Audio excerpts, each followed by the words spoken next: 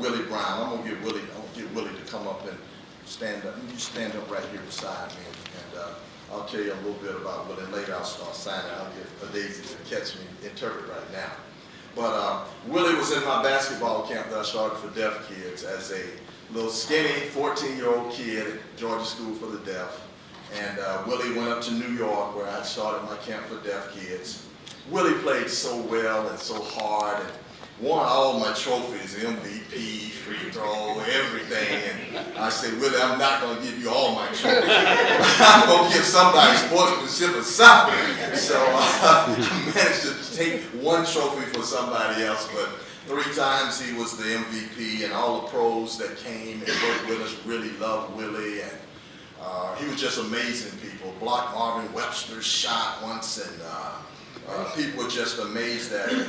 Willie went on to become the #1 rated deaf player in America, and also to become one of the best players in the state of Georgia.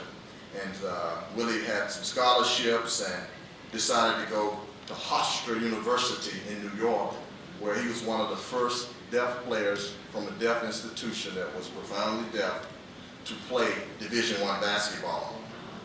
And after his dad passed, Willie came back to Georgia and played his last 2 years at Georgia State. And Willie played extremely well, and I thought it's just worth saying that he developed so many friends and taught them sign language, and the assistant coach learned sign language. He impacted the team and that culture so much. And even the fans at Georgia State learned that you clap for a deaf person this way because they can't hear you, but they could see you. And sometimes I would be coming to the game a little late and I would see all the fans clapping for Willie. I say, Willie must have dunked up, did something very, very fantastic. And it's just amazing how that power of sports. And again, he was integrating sports history, being the first deaf player to do that. Willie got some workouts with some pro teams. He worked out with the Hawks a little. We flew to Denver, worked out with the Nuggets. He tried out for 3 different CBA teams. Terry Stotts, who is now head coach for Portland, was assistant coach at Fort Wayne, Indiana. And Willie was the last player that cut from that team. And they told me, Mike, he's good enough to make the team, but CBA had a narrow budget and they didn't know how they would have an interpreter. I was there, but couldn't be that for the whole season. And so Willie made a great impression at all these, and learned many pro players and others, and captain of 3 deaf Olympic teams, never lost a game. And then he became a referee. Willie came back to the state of Georgia to become a certified ref. He and his former teammate, Fred Stone, who played with him in high school, was also a very good player. But the 2 of them became 2 of the first deaf referees in the state of Georgia. I'm going to get Fred to come on up and just stand up too. This is Fred. So they went through 1st grade all the way through school together. That's Fred Stone. Yes, and now Willie referees some state tournament games. He has a game tomorrow. And he referees some college games. And the coaches tell me when I'm there interpreting and all, they say, Mike, he calls me a good game. That's what I want a ref to do. I don't care, dang if he can't talk, he called me a good game. so he does that very well. But Willie had something very special that happened for him and to him that I didn't know about at the time. We kept in touch, and I was still playing pros, and he was in New York, and things like that. And he told me later, he said he received this very special letter, and he was keeping it. And I'm going to just read this letter very briefly. He received it September 28, 1984. He's a freshman at Hofstra University. He got some publicity about being a deaf player and, you know, all that kind of thing, but he got a letter. This guy said, Dear Willie, I was pleased to learn about your career in sports. I'm sure you're excited about your opportunity to play college ball at Hofstra, and I wish you every success. When I was in college at Jackson State, I took my degree in special education, and part of my work was with persons who are physically handicapped. Sometimes I wonder if we don't apply that handicap label to the wrong people. The real handicaps in life, to my thinking, are in those people who handicap themselves through indifference, fear, ignorance, frustrations and bitterness. And you know most of those truly handicapped people are walking around with all their parts working just fine. The word that stuck with me from my major study field in college is special, because people I've met who had some physical impairment always seem to be special people, and I'm sure you're one of them. Good luck. I'll be pulling for you. I'll be expecting big things from you, special things. Sincerely, Walter Payton, Chicago Bears. And it was such a fantastic letter that Walter Payton, this MVP of the league, the humanitarian in the NFL, had taken time to write Willie Brown when he was a freshman, and Willie kept this letter for all of these years. Now, I'm going to let Willie tell a little bit about how it happened. I'll interpret this one for you, Dave. I'll give you a little break. And I want you to tell me about how it happened. You got this letter and what you thought about it. Okay. He was in school, in college, in class, and he got a phone call. They said, interpreter said, they called you, you need to go to the athletic director's office.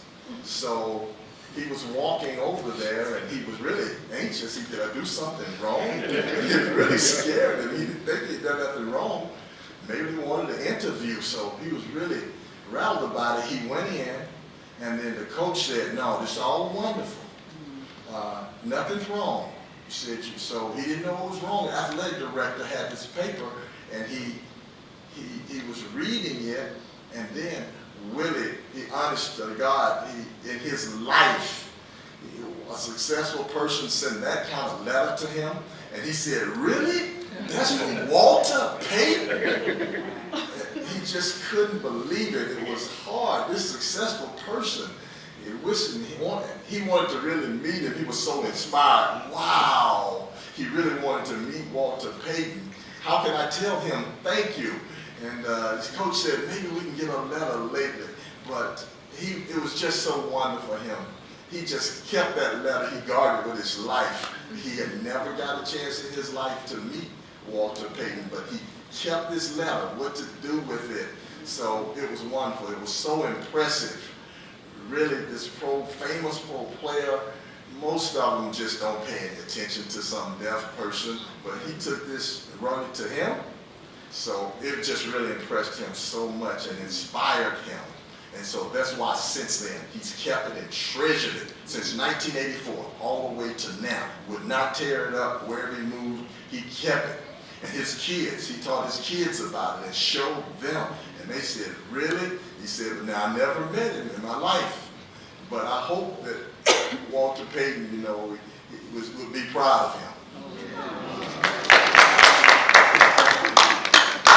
And so he said, thank you. So now, Willie, we have something special for you. Willie said he wanted to say thank you to Walter Payton. But today, we have a special person with us. She is the sister of Walter Payton. This is Pam. And Pam said most of the time when I was talking to her, she doesn't usually go. Her brother Eddie would go to things that representing Walter, but we told her we love you, Pam, and we want you to come. So Pam agreed, and she came here. So Willie wants Pam to come up, and he wants to just tell you and share with you what he wants to say to you and what Walter did.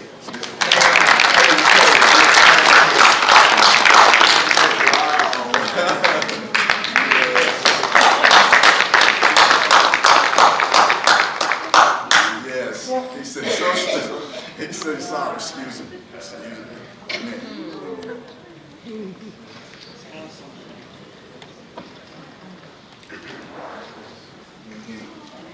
Thank you for coming. I'm so inspired. Yes. So we have something for you, Pam, that we want to give. One, we're going to give her a copy of the letter and that she can keep. And we're going to give her one of these posters from this event. Willie would be happy to sign it, or anybody else would as well. But we want to give that to Pam, and anything else you want to say, or can you say anything else? Yeah, he said, Ernest, finally in his life, Walter Payton's family, he's just so glad to see you and successful at last. He said he never thought in his life he'd have a chance to say thank you, but it meant so much to him. And he hopes that his Walter Payton spirit is in your whole family. Thank you so much.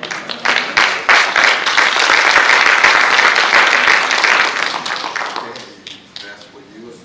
Sign it. She wants you to sign it. He said, sure, okay. We'll be happy to sign that.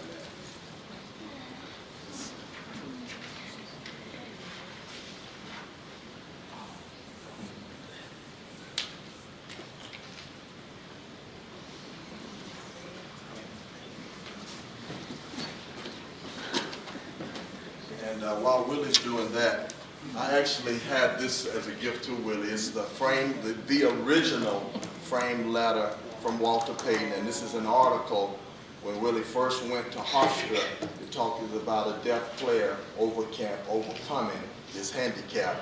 So I'm going to give this to Willie and tell him he can't give it back. It's his, because I know how he is. And that's for you. Got to frame your letter. This is the original letter right here from Walter Payton, and a good article on Willie. So that's for you. He said,